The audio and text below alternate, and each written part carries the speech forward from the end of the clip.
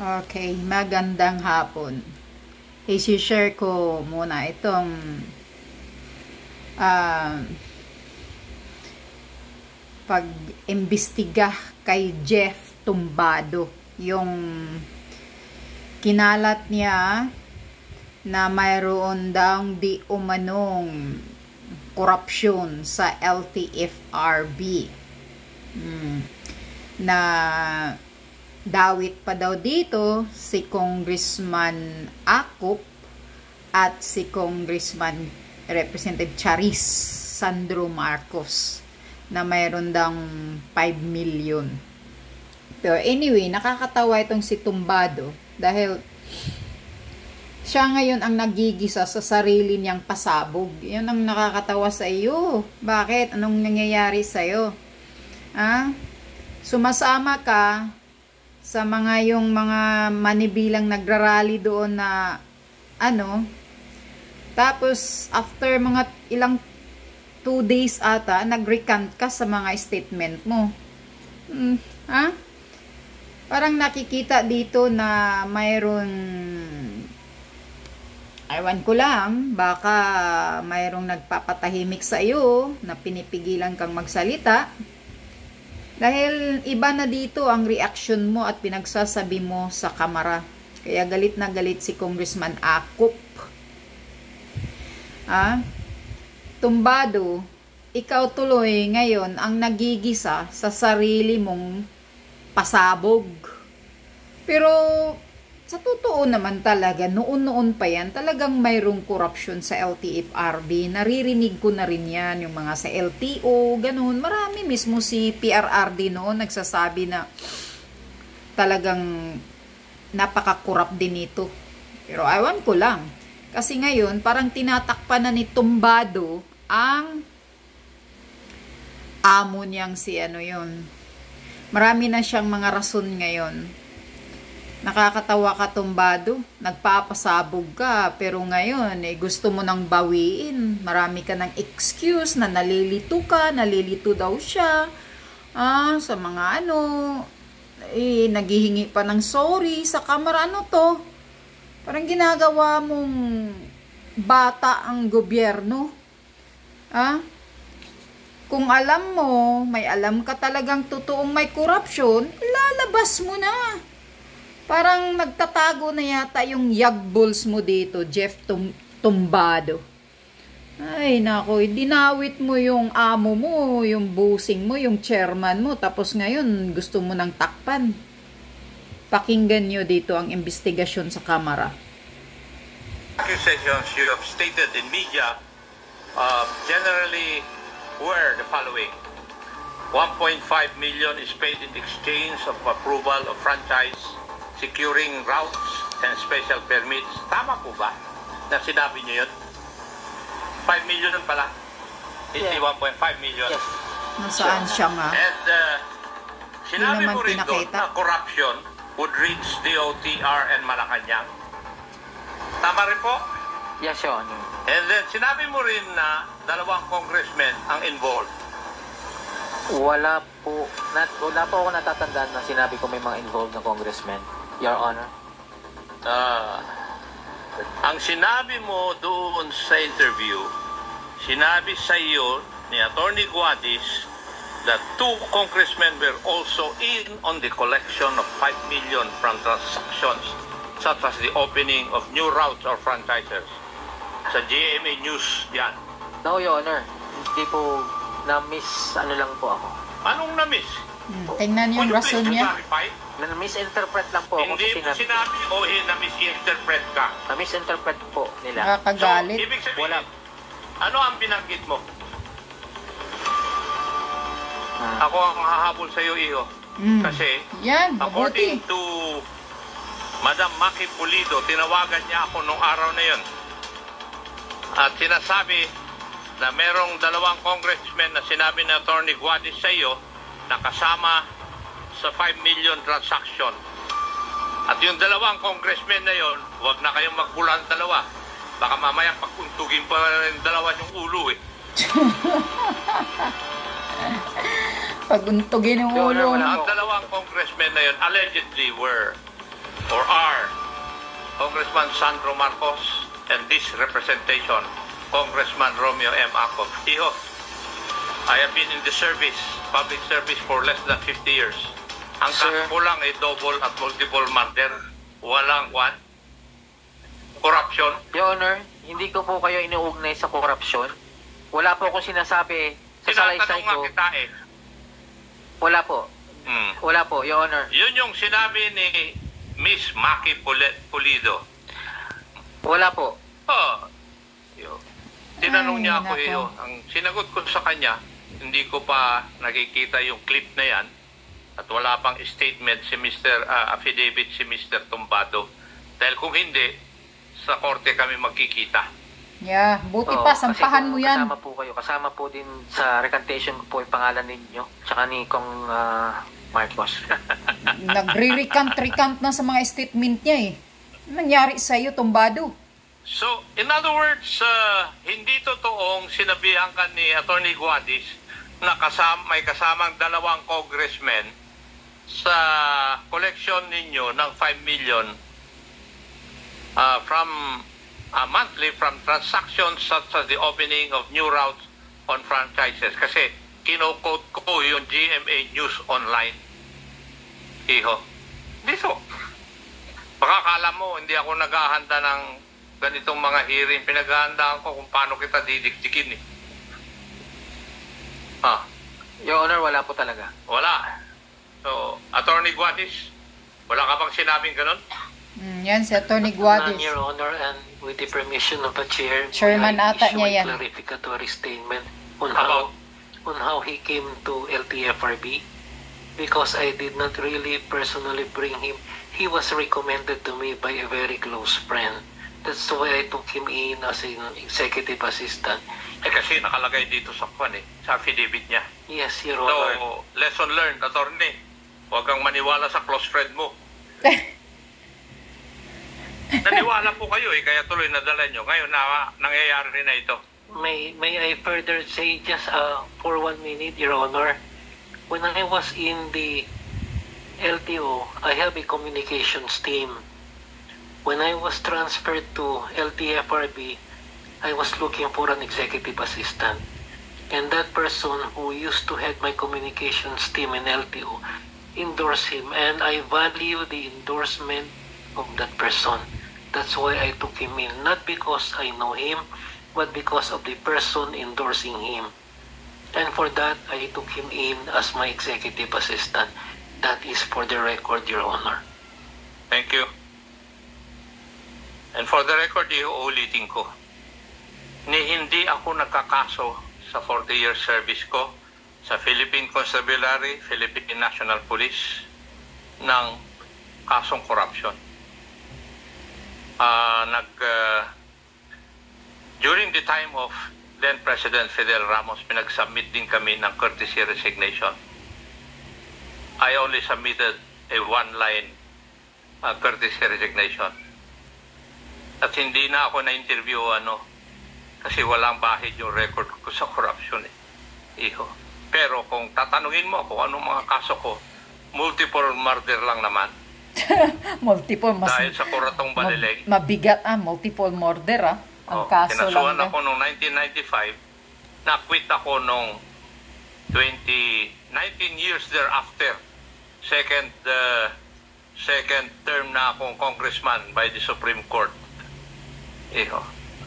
Now, may binabanggit na text messages na sinasabi ninyo, splices. When you say splices, would you, ibig bang sabihin nun, it does not exist, Mr. Tumbado?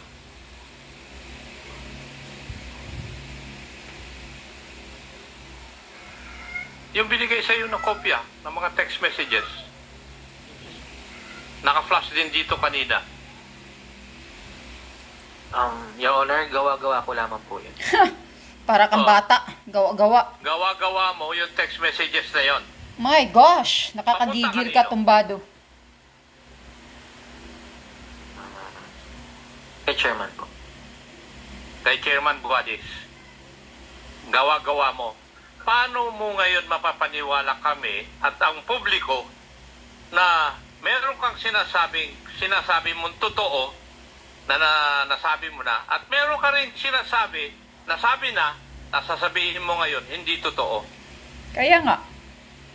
Nalito po lang ako kanina sa tanong. Nalito. Ilang taon ka na ba? 47. 47. Ilan ang anak mo? Isa. Isa? Opo. Ilan ang asawa? Isa lang. Hindi ka nga nalilito eh. Di ba? Ang galing mo sumagot eh. Tapos ngayon, sasabihin mo, nalilito ka sa mga statement mo? Ay, nako. Ano? Mayroon lang pumigil siguro dyan. Kasi yung 10 days mo, tatagdagan ko uli ng 10 days eh. Kaya nga, i-cite in contempt yan. Don't ever think na ako'y nagbibiro dito. Alam na mga kasamahan ko, hindi ako nagbibiro talaga pag hearing.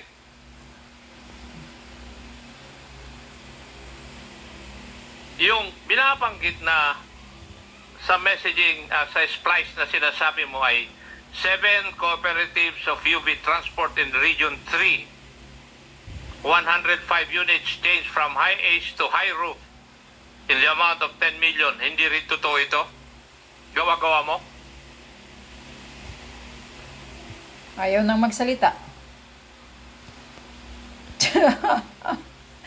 Nakakagalit ka talaga, tumbado. Para kang, aywan, daig pa'y abnormal sa'yo nagsasalita. Siguro ito mayroon ng pumipigil nito sa kanya na ayaw pagsasalitain. Hindi ka nagigil sa akin.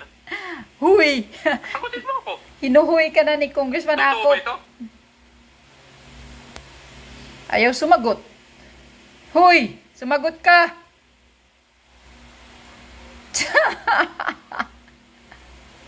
Mr. Chair, I invoke my right against self-incrimination. I invoke my rights na. Alam mo, Mr. Chair, alam mo, bibigay ka rin pala eh. Mr. Chair, may I be recognized? Sandali lang, Tony Guades. You are invoking your right to remain silent.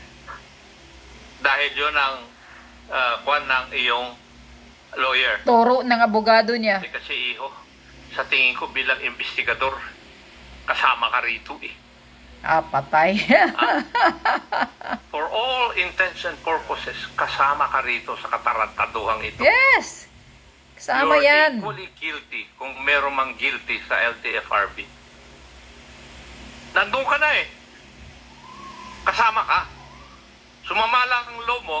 Sabi nga ng ibang kasamahan ko rito, nagkaonsehan. Kaya ka kumakanta eh. Kaya kumakanta kasi nagkaunsihan. Huwag kang umiti. Dahil banda-banda ron, mabubura yung ngiti mo na yan. Correct.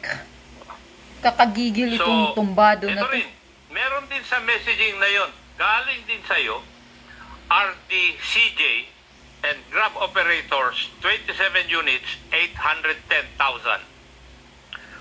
Would you also invoke your right to remain silent, Mr. Tumbado? Yung Yes, Your Honor. Yes. Sino Tingnan na. itong RDCJ? Mr. Tumbado, sagutin mo ko. Your Honor, sa pagkakalam ko siya po yung pangalan, pero... Ikaw nagpadala ito eh, di ba? Yes. Sinabi mo lang kanina. Di alam mo. Yes, Your Honor. Oh. Sino? No. Ikaw ang Si RD nagigisa. Marbella po. Sino nga? Si RD Marbella po. Anong pangalan? Ano yung C? Carl siya. Hindi mo nga tinitingnan mo yung pangalan niya eh. Hindi mo ka rin sigurado Hindi pa eh. po kasi siya malimit po. Pero sa RCCJ, bakit? Ito ba ang tawagan ninyo doon sa LTFRB? yung mga operators po, tawag sa kanya RDCJ. Oo, ng Region 3. Region 3. So, you also invoke your right to remain silent. Ha? Yes, Your Honor. Aha. Nan mo? Yung SV3, sino yun? Nandun din sa messaging mo. SV3. S, Sierra, V, Vista, 3. Sino yun? Operator din po. Operator Yes. ng Transport cooperative po sa Muntinlupa. sa Muntinlupa. Paano mo siya kilala? Lumapit po siya sa akin yung may press conference noon. Yung press conference saan? Yung nagpa-press con po ang Magnificent Seven noon. Way back po. Doon mo siya nakilala? Yes, tinawag niya, kinalapit siya ako. Tapos, humingi po siya ng assistance sa akin kung pwede daw po makalapit kay chairman. Ang tagal na daw po silang nagpa-follow up sa mga papel nila hanggang ngayon. Hindi pa nila nakukuha. So, kung maaari po daw na samahan ko po sila, matulungan para mailapit kay Chairman Guadis yung kanilang mga grievances, yung kanilang mga problema sa papel. You know, yung SB3, yung message na nakalagay dun sa binigay naming kopya sa iyo, SB3, open and close parenthesis, given the first package. Anong ibig sabihin nun? Mag-i-invoke ka uli. Sasabihin naman niya gawa-gawa niya. Yes, Your Honor. I invoke my... Tingnan mo. You asked your lawyer. Gawa-gawa ko lang yan. Bakit ka nag-invoke ng right to remain silent mo? Nakakatawa to. Ikaw ba yung tatamaan? Tanungin mo yung lawyer mo. Correct. Tatamaan. Kaya nag-invoke. Kailangan mo sagutin. Kung hindi mo sasagutin, I will cite you in contempt. Yes. Yan. Talagang Yes. cite in contempt yan. Hindi ka naman maapektuhan dito sa tingin ko. Maapektuhan ka ba?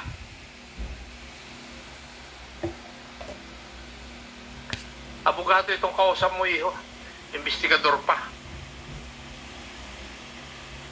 Sagutin mo. Yes, Your Honor. Tinanong mo na abogado mo? Ikaw ba ay tatamaan nito kung magsasalita ka? If cases are going to be filed?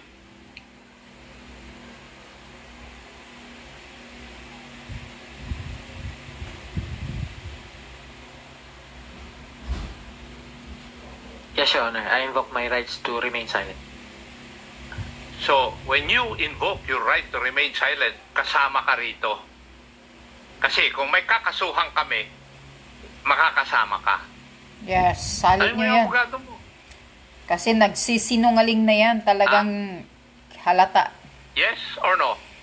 Yes, Your Honor. So, in other words, kasama ka sa lahat ng transaction na ito na nababanggit sa pagbabayad ng 10,810,000 at saka doon sa SB3 given the first package. Kasi in these three incidents, you invoke your right to remain silent. And you can only invoke your right to remain silent kung tatamaan ka. Yes. Kung hindi ka naman tatamaan, why should you invoke your right to remain silent? Kaya nga. Your Honor, yung 10 million, hindi po nag-materialize po yan.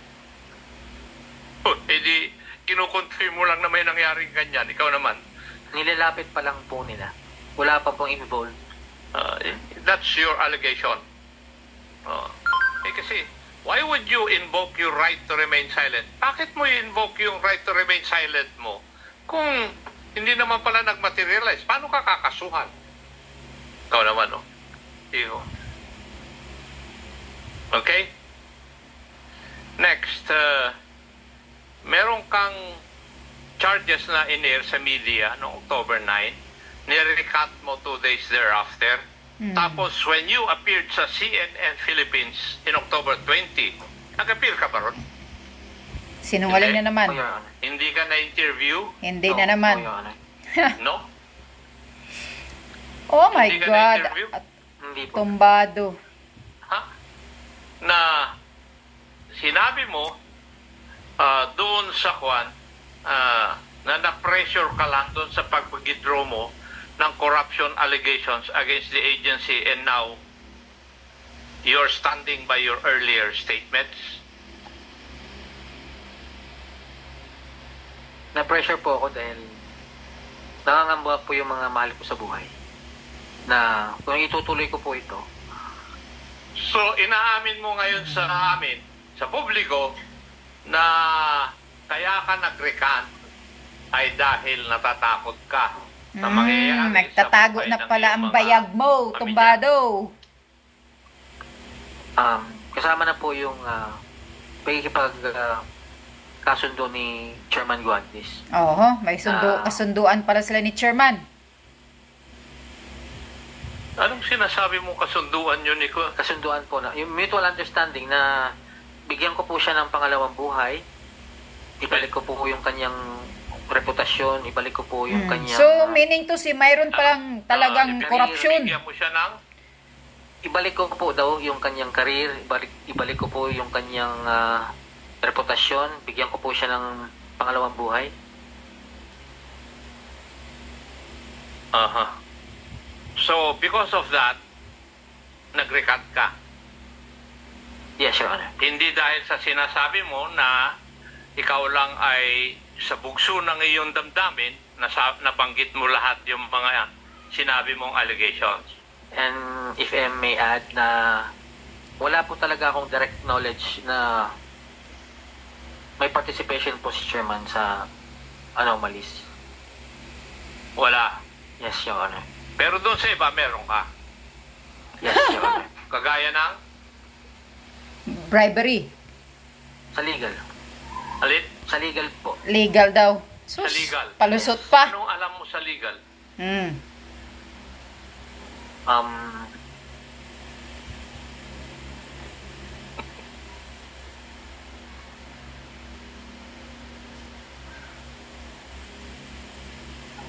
Yung pong may kakayahan po ang legal na buhayin po yung patay na franchise na nihiling po nila na mabuhay po sila na maibalik sa kalsada. Kindly ask your lawyer, doon sa mga binabanggit mo ba, would it stand in court, both administrative and criminal?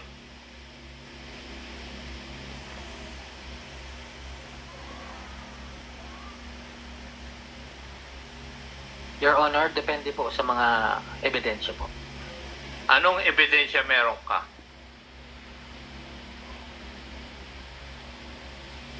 Sige. Magbulungan na lang kayo na magbulungan dyan. Magbulungan kayo na magbulungan. Mismo po yung operators. Mismo yung mga operators ay ano? Opo, nagsumbong po sa akin. Na pinarating po na ganyan po yung nangyayari. And ano po yung ginawa ninyo nung nagsumbong sa inyo yung mga operators? Kasi ano po ba ang unang-una, ano po ba ang sinumbong sa inyo ng mga operators? Na hinihingan sila ng pera o ano? Bribery. May ganyan pong may ino-offer po kasi ang company pera. Pero hindi naman po nagmaterialize. Nadulas ka na. At takpan mo pa. sinumbong ko rin po kay Chairman Guadis. Hindi nagmaterialize.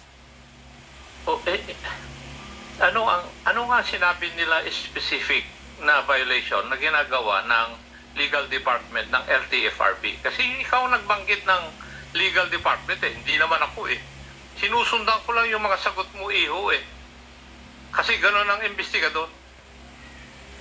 Yung request po nila na may buhay po ulit yung kanilang prangkisa. Hindi ba kasama sa proseso yon para mabuhay ang isang prangkisa? Na-dismiss na po sila, hindi na po sila pinapayagang mamasada. Tapos ngayon, ano nangyayari? Wala na po akong alam tungkol po doon. Yun na lang po. Wala ka nang alam. Ano ang problema doon, iho? Doon sa kaalaman mo? Would you know whether alam mo ba kung pwedeng magsampa ka ng kaso o hindi? Umakyat po kasi sila sa akin. Hindi nga, sagutin mo muna ako. Nandiyan naman yung abogado mo sa tabi mo. Binabayaran mo yan let him earn his keep.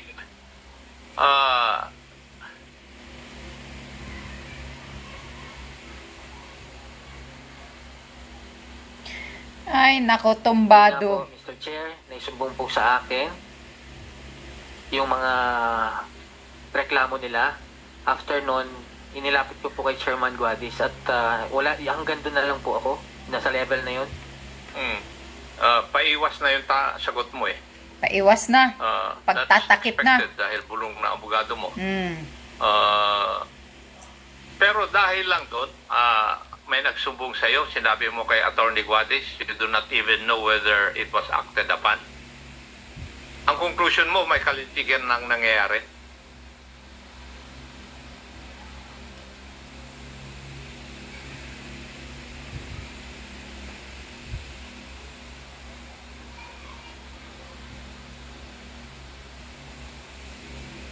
Your Honor, pwede pong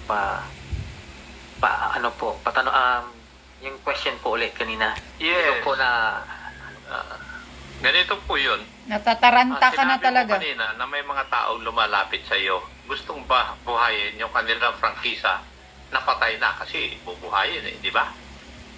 Tapos, nilapit mo kay Attorney Guadis at wala ka nang alam after that, di ba? yes, Your Honor. Anong kalintikan ang alam mo na nangyayari? Doon sa kaalaman mo na yun. Bribery.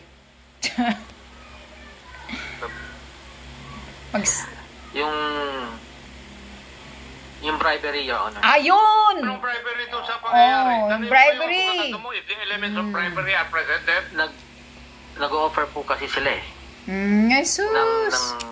tanongin mo muna yung abogado mo kasi hindi ka abogado krimen yung sinasabi mo Kaya nga. Ay, nako, tumbado. Nagkalito-lito na nga talaga ang yung mga sagot mo. Parang gustong may takpan. Your Honor, nagpatulong po lang sila, pero hindi naman po natuloy. Okay, anong krimen yun? Wala po. Kanina meron kang binabanggit Yun po yun. What I'm trying to tell you at ang sinasabi ko lang sa iyo, Iho, is that medyo piit-piitin mo yung bunganga mo sa pagsasalita dahil sa sama ng loob.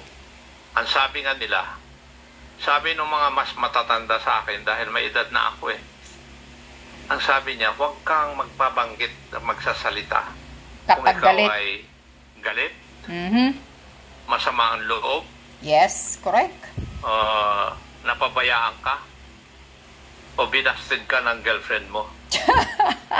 Dapat hindi ka nagsasalita ng basta-basta. Alam mo kung bakit, Iho? Para sa akin, may motibo ka na mag-accuse na lang ng lahat ng tao rito. And your motive is not good.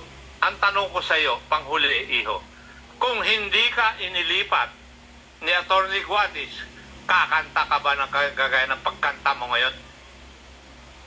Hindi.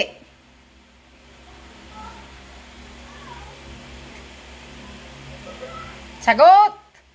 Tagal! Napaka-easy question. Tagal sumagot.